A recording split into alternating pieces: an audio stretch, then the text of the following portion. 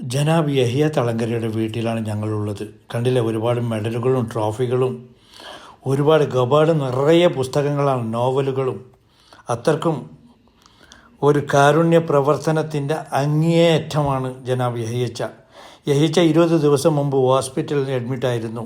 ഒരു ചെറിയൊരു വാൾവ് ശസ്ത്രക്രിയയ്ക്ക് വിധേയനായിട്ടിപ്പോൾ ഡിസ്ചാർജായി സുഖം പ്രാപിച്ച് വീട്ടിലുണ്ട്. അങ്ങനെ ഞങ്ങൾ വിസിറ്റ് ചെയ്തതാണ്. യഹിയച്ചക്ക് എന്തെങ്കിലും സംഭവിച്ചെങ്കിലും വേദനിച്ചെങ്കിലും ഞങ്ങൾ തളങ്കര പടിഞ്ഞാറ് നിവാസികൾക്ക് വേദനിക്കും. ഹോസ്പിറ്റലിനെ കുറിച്ച് നമുക്ക് യഹിയ സാഹിബിനോട് തന്നെ ചോദിക്കാം. അസ്സലാമു അലൈക്കും. വലൈക്കും സലാം. ഹോസ്പിറ്റലിലെല്ലാം പോയിട്ട് അഡ്മിറ്റായി ഓപ്പറേഷനൊക്കെ കഴിഞ്ഞ് എങ്ങനെയാണ് ഇപ്പോൾ ശാരീരികമായിട്ടുള്ള അൽഹംദുലില്ലാ റാഹത്തിലുണ്ടല്ലോ? യെസ്. ഓക്കെ. ഇതൊരു ഓപ്പറേഷൻ ആയിരുന്നില്ല. ഓക്കെ. ഓപ്പറേഷൻ അന്ന് 2012 ചെയ്തതാണ് ഓപ്പറേഷൻ. ഹാർട്ട് ഓപ്പൺ ആക്കിയിട്ട് വാൾവ് മാറ്റിയത്. ഓക്കെ. ഇപ്പോൾ അത് അതിൻ്റെ കാലാവധി കഴിഞ്ഞു. അപ്പോൾ വീണ്ടും അതുപോലെ ഒരു ഓപ്പറേഷനാണ് വേണ്ടത്. പക്ഷേ ടെക്നോളജി വളർന്നു.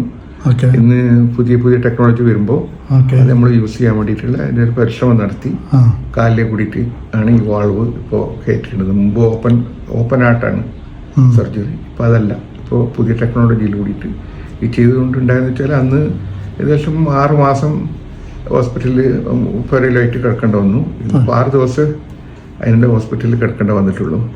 അപ്പോൾ ആ ഒരു മാറ്റം അതിലുണ്ട്. പിന്നെ ചോരയില്ലാണ്ട് എവിടെയും ഒരു മുറിവില്ലാതെ ചെയ്യാൻ പറ്റുന്ന ഒരു ഓപ്പറേഷനാണ്. ഓപ്പറേഷൻ എന്നല്ല അതിന് പറയാ, അത് പ്രൊസീജിയർ എന്നാണ് പറയുന്നത്.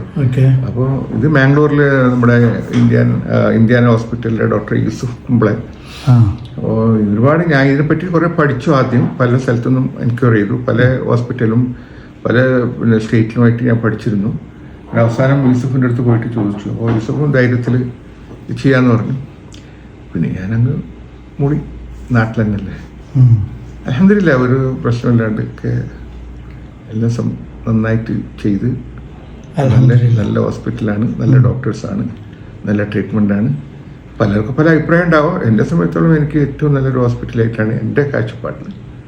പിന്നെ വന്നു, എല്ലാം കഴിഞ്ഞു, അൽഹംദുലില്ലാ. പല നാട്ടുകാരൊക്കെ വരുന്നുണ്ട്, വിസിറ്റ് ചെയ്യുന്നുണ്ട്. പക്ഷേ എല്ലാവരും വരുമ്പോൾ പേടിച്ചിട്ടാണ് വരുന്നത്. രോഗി മിണ്ടാൻ പറ്റൂല, കാണാൻ പറ്റൂല എന്നൊക്കെയുള്ള വിചാരിച്ചവരാണ് വരുന്നത്. പക്ഷേ ഈ പ്രൊസീജിയറിന് അങ്ങനെ ഇല്ല. അതുകൊണ്ട് ഇൻഷാ അല്ലാഹ് ഒരു 15 ദിവസം കഴിഞ്ഞാൽ ദുബൈക്ക് പോകണമെന്നുണ്ട്. ഡോക്ടർ സമ്മതിച്ചിട്ടുണ്ട്. അൽഹംദുലില്ലാ, ദീർഘായുസ്സ് പ്രദാനം ചെയ്ത് തേരുമാറാവട്ടെ. ആമീൻ യാ റബ്ബൽ ആലമീൻ.